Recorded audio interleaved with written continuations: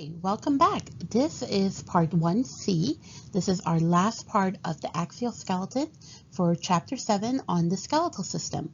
So we have successfully talked our way through the skull, concentrating on the cranium bones, the facial bones, as well as the sutures and the fontanelles. And what we're going to do is we're going to take a look at the two remaining part of the axial skeleton, which is going to take us through our vertebral column, as well as our thoracic cage.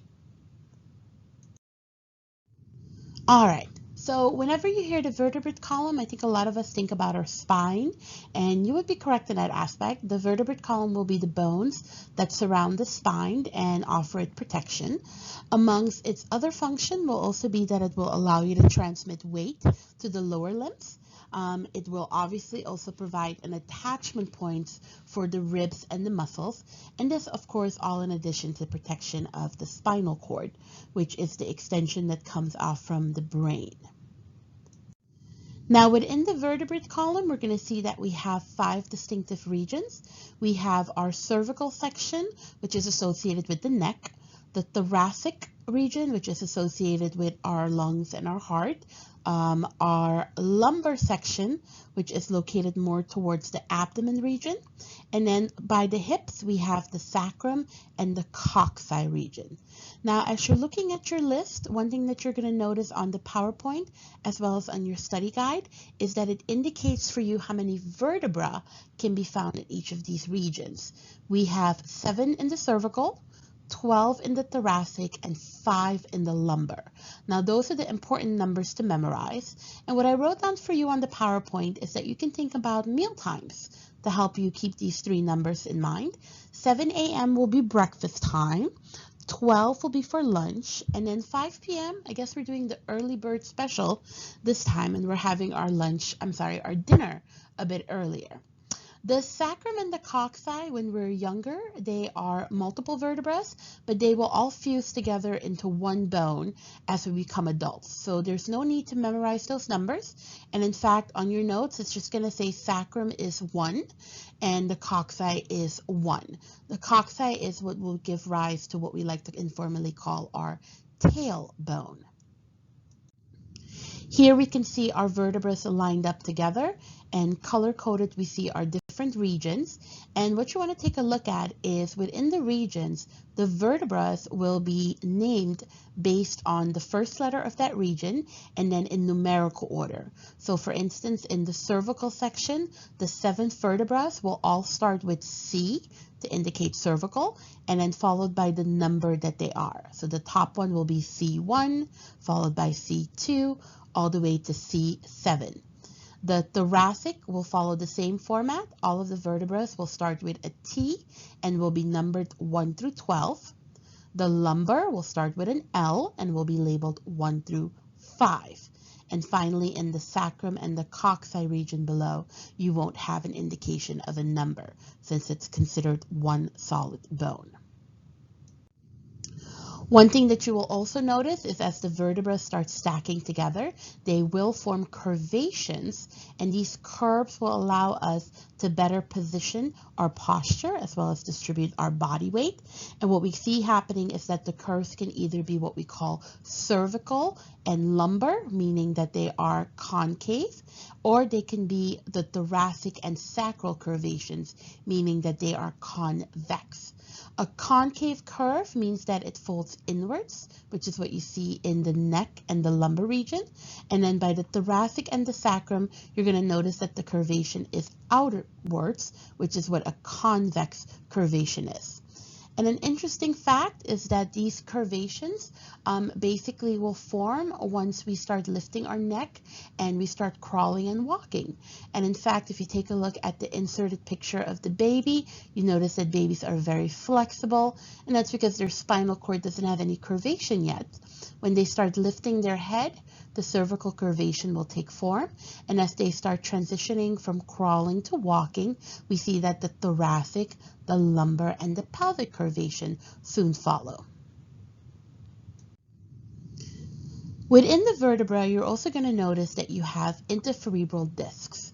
Now, you have seen these before when we did our histology section, and we talked about the fact that this is one of the fibrocartilaginous examples in our body. The intervertebral disc will be an excellent way that we can absorb some of the shock that our vertebrate column is exposed to, and it's often described as a cushion-like pad. So you can take a look at the illustration, and especially the MRI at the bottom, and you can see in between the vertebrate bones, you'll have the padding of the intervertebral discs. It has a little gelatinized nucleus in the middle, and if you take a look at your MRI image, you notice that at the bottom they have indicated for you a herniated disc. That is when it slips out of its original position and it becomes stuck between two vertebrae. It can be very painful, especially when it aggravates a nerve. Alrighty, so what exactly do we need to know about the vertebrate column besides the fact that it has the different regions and the amount of vertebrae within each section? You also want to know some of the general structures that you will come across if you were to separate one of the vertebrae. And what you see happening is, and you can obviously also follow along on your Chapter 7 study guide, is that I have listed some of the structures we need to know, and these are going to include the body, which is the central part. That's where most of the weight-bearing capacity comes from. We need to know the vertebral foramen, because this is the opening through which the spinal cord will pass. We also need to know the intervertebral foramina. This is a smaller opening that can only be seen when we stack the vertebra together, and it creates lateral holes or openings for the nerves to radiate outwards from. Let's go ahead and take a look at the picture, and we could take a look and we can discuss some of our other structures. So right over here we have a typical vertebra, and you can see the labeling of the body. That's the weight-bearing capacity. We have our opening for our vertebral foramen. That's where the spinal cord is going to run through. And then you also have an extension towards the back. That is the spinous process. In fact, what you can do is you can take your fingers and put them in the middle of your back, and as you slightly press down on your back, you're going to notice little spikes, little dots that you're going to feel. That is the spinous process of the individual vertebrae.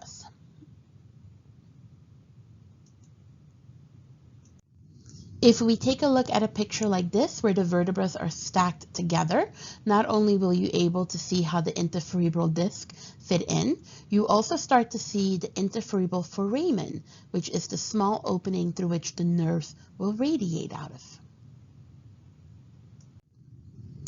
Here is a comparison of the cervical, the thoracic, and the lumbar vertebra, if we were to compare their anatomy. And one thing you should notice is that the lower the vertebra sits, the thicker or larger it becomes. And part of that has to do with the weight-bearing capacity that it's exposed to. The cervical ones, because they're in the neck, they're relatively thin, whereas the thoracic start to thicken out, and the lumbar will be the thickest one because of the high amount of weight that they are exposed to. And in fact, if we switch views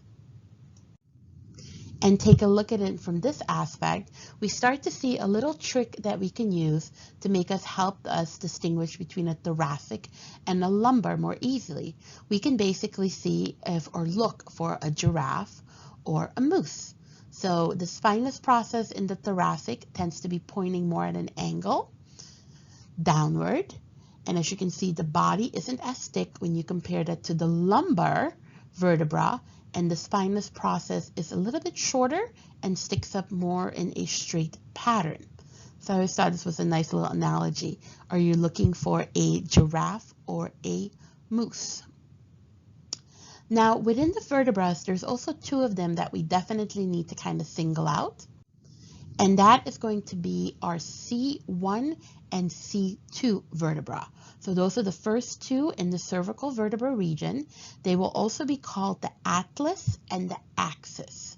And in case you ever forget which one's which, it's in alphabetical order. So the atlas will be your first one, and your axis will be the second one. Now, what makes these two so special is that they are going to allow us to have a mobility in our neck that we can shake our head and nod, allowing us to gesture either a yes or a no. So here is some information on our atlas and axis. First things first, the atlas, also known as C1, has no body, and it will make direct contact with the occipital condyles on your occipital bone. It will allow you to nod your head in a yes pattern. The axis, which is C2, will have a knob-like extension that is called the odontoid process, but more formally known as the dens process. It will allow it to anchor onto the atlas and allows you to shake your head in a no format. Now I'm wondering if I'm the only one who's now moving my head in a yes and no as I'm discussing this. Here is the atlas. Notice how there's no body. There's also no spinous process. And you can also see the location, the superior articular facets, where the occipital condyles will come into contact. Here is our axis, and you can see the dens process extending, and it's going to anchor onto the atlas that way. And in fact, if we take a look at this illustration, we see how they click together, and it allows us to rotate and nod our head.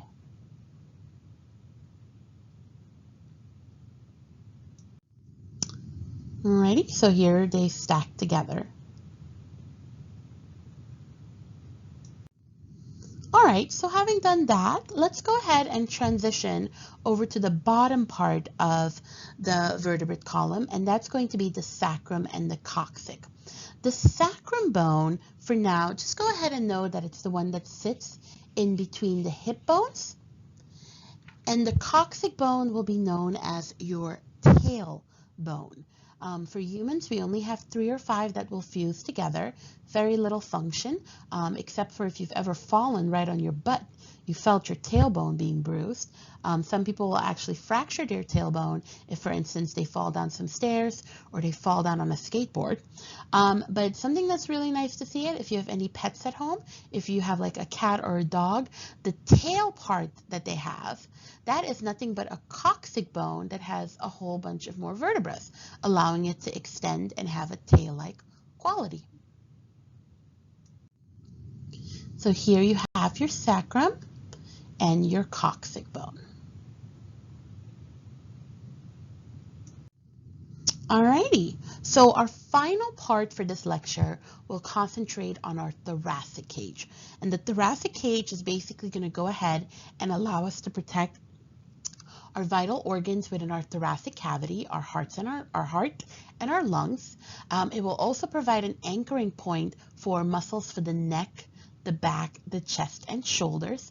And in a little bit, or in our next lecture, we're going to talk about the fact that it has the girdles, the shoulder girdles, that allow the attachment point of our upper limbs, so our arm, forearm, and hand bones. The thoracic cage is divided into 3 entities. You will have the thoracic vertebra. You will have your sternum with the costal cartilages towards the front, and then on the side you will have your ribs that will wrap around. So here's a look at your thoracic cage, and you can see the sternum sits in the front, that's your breastbone. Your ribs are on the side, and in the back we have our thoracic vertebra. And of course, sitting in between or sitting in the cage will be the lungs and the heart. All right, so what do we need to know for the sternum? So I'm referring back to my study guide, and it says for the sternum, my location is the breastbone, and I should know about the manubrium, the body, and the xiphoid process. The manubrium is the top part. That is where you will find the housing mechanism for ribs 1 and 2. The body is the midsection. That is where ribs 2 to 7 will make their connection. And the xiphoid process, that one is more for muscle attachment. This will be the end part that sticks out of the breastbone. So here we see it in illustration. I've always thought that our sternum kind of looks like a tie. So the manubrium would be kind of like the top notch of the tie, and then the body would be the tail end. And then you can see your xiphoid process, that is the tapered part towards the end.